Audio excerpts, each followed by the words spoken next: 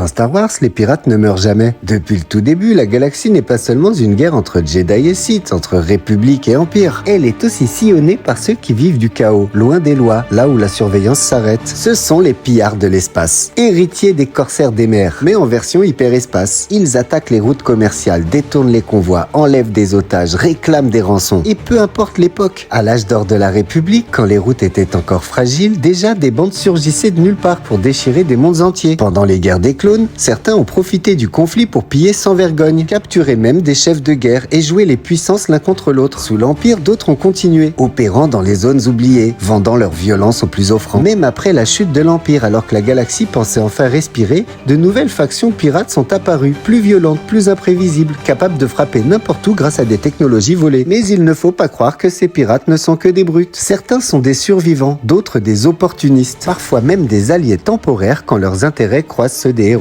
Ils incarnent l'anarchie pure, la liberté totale, la loi du plus fort, mais aussi la fragilité de tout système, car là où il y a une frontière, là où l'ordre central se retire, il y a toujours quelqu'un pour s'emparer du vide.